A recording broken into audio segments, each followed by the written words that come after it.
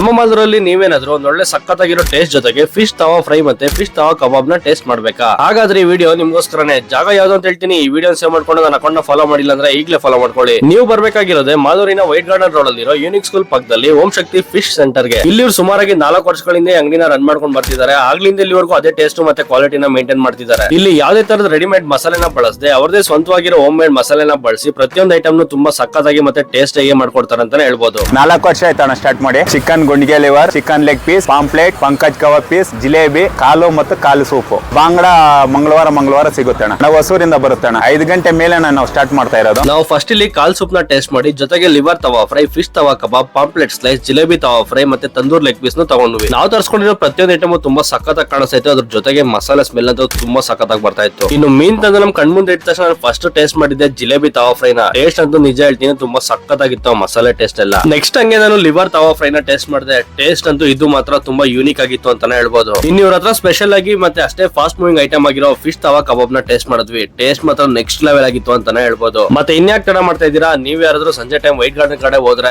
ಈ ಹೋಟೆಲ್ ಮೀನ್ ಟೇಸ್ಟ್ ಮಾಡೋದನ್ನ ಮಾತ್ರ ಮಿಸ್ ಮಾಡ್ಕೊಳ್ಳೇಬೇಡಿ. ಇದೇ ತರ ಹೊಸ ವಿಡಿಯೋಸ್ ಗೆ ನನ್ನ ಅಕೌಂಟ್ ಇನ್ನೂ ಫಾಲೋ ಮಾಡಿಲ್ಲ ಅಂದ್ರೆ ಈಗಲೇ ಫಾಲೋ ಮಾಡ್ಕೊಳ್ಳಿ. ನೆಕ್ಸ್ಟ್ ವಿಡಿಯೋಸ್ ಸಿಗೋಣ. ಅಲ್ಲಿವರೆಗೂ by, piece out and stay safe.